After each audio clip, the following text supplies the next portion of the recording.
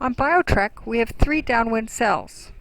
We have a code D, which is a 243 square meter nylon cell made with 1.5 ounce and 2.2 ounce weight nylon. We also have a Spinnaker, which is an older cell that we had made for our Katana 472 many years ago. We kept this cell because we had it made to be a little smaller to be able to sail double-handed at night and keep the Spinnaker up. It's made with a heavier weight nylon so that it can withstand some higher winds. And you can see that it's really a little bit too small for this boat, our Outremer 5X. Our last cell is a Gennaker, which we had made very recently and delivered to the Canary Islands.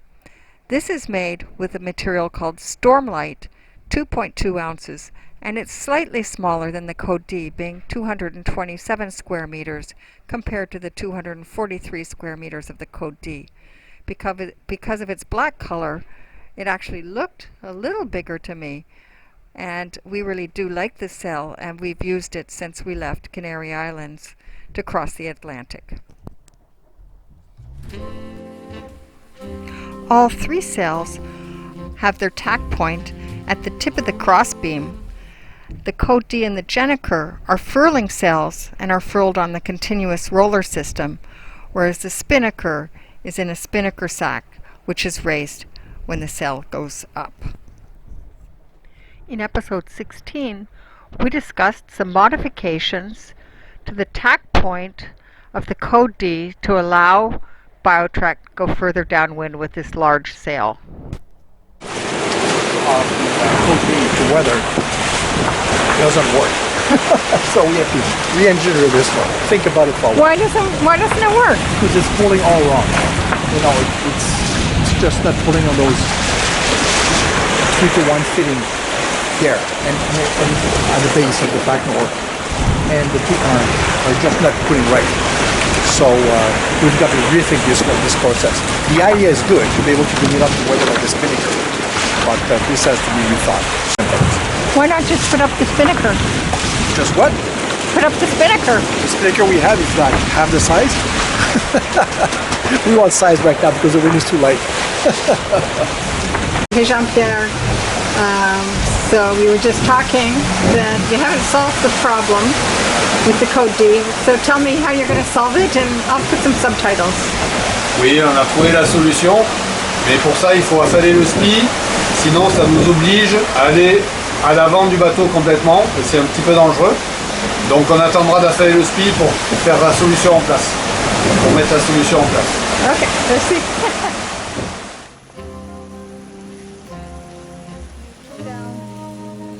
Show it. The Gennaker halyard, and we don't have a Gennaker on this boat yet, has a built-in 2-to-1, as you can see over there.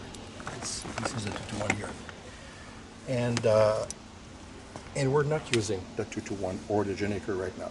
We try to protect the halyard, as you can see here, which is the Code D halyard, as much as we can with the cover for the last 2 meters.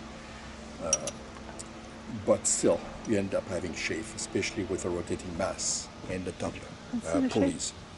So what we have decided to do on our last downwind leg from Gibraltar to here is that when we're going downwind, we're going to keep the mass 4.5 instead of fully rotated. It won't affect performance all that much because the wind is on a broad reach anyway. But we found out that it reduces the chafing on this part here because the pulleys are not pulling sideways as much. So that's the first thing we'll do.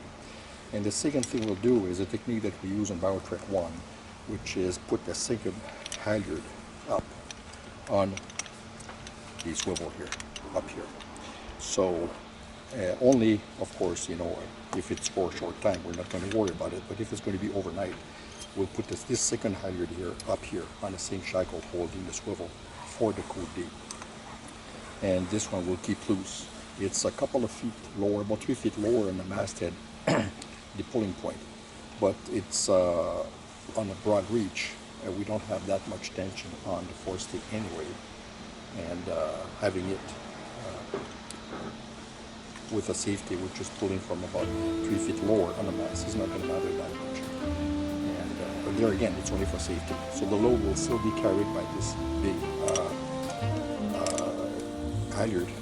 But you know, if this was to fail, which we can check easily with flashlight and light, then this one will take the load, and then we can always put the tension back on and roll it, and then take it down afterwards without having the panic of the sail dropping in the water. Yeah, these are one of the blocks that I removed from up front. So we went from a 3-to-1 down purchase on the Code D to a 2-to-1 down purchase, which I believe is sufficient for this these downwind sails. But as I remove it, I see there's some friction in it, and that's why it's so important to plug in with fresh water as soon as you come off, you know, or trip, because even though they're extremely well built, they tend to create a bit of friction, which creates heat, which destroys the pulleys. This is the bottom part of what they call the soft loop that was holding the block down, which is a typical technique. These are really handy because you just have one Allen key to remove and the whole block falls apart, and you can, you know, remove this little axe, put them both sides and put them back in without having to take everything apart. Really, really handy, very nice. This was in the front, so it had a 2-to-1 on it, and you can see just how much burn there is from the pressure there. So now by going back to 2-to-1 instead of 3-to-1, it'll be 50% charge on both of those pulleys now. So this should be reduced quite a bit.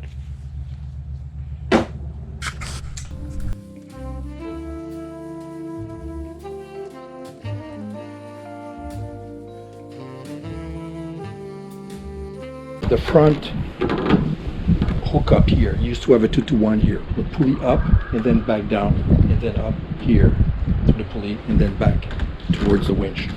And this created about 60% of the load was in the front and 30% was in the back. So now by going to 2-to-1, because I really don't need 3-to-1 purchase on the Code D. You never have that much tension on it.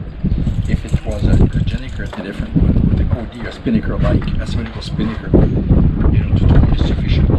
So I removed the 2-to-1 here, went back to a single 1-to-1 from the shaft over to the pulley, that to the turning block, then back down into this pulley to the back winch. So this is sufficient. It's going to increase the speed at which we can take the load down, and also make it a lot easier, which was an issue that I discussed earlier, to be able to bring this block assembly to weather hull, depending on which side.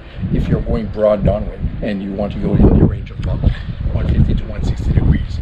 So this will allow us, by hooking up the guide line to the bottom part here, to bring this block up to the weather hull and go a lot deeper into the wind. This is our third day out. You can see we're sailing now. The wind is 12 knots, 12 and a half knots. If you notice, we have a new setup that we put on the Spinnaker this morning. Code D. The Code D that we call it. We moved the tack of the sail all the way to the windward bow. It's exposed much more of the sail to the wind. It's opened up the slot between the main and the Spinnaker so that there's less of an overlap and much better flow. We're currently running at about 9 knots. Apparent wind is 6.5 knots, and the boat's doing 9 knots right now. The sea condition is about maybe 1.5 meters. Staysail up, we put a barber hauler, we jury-rigged the barber hauler system. So we is you, right? We, the boat, collective.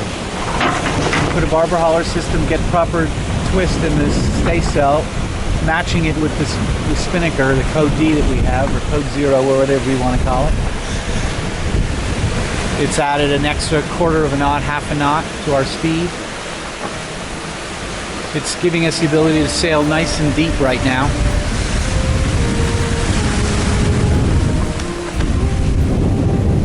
Beautiful. We're sailing 2 knots above apparent wind now with this setup.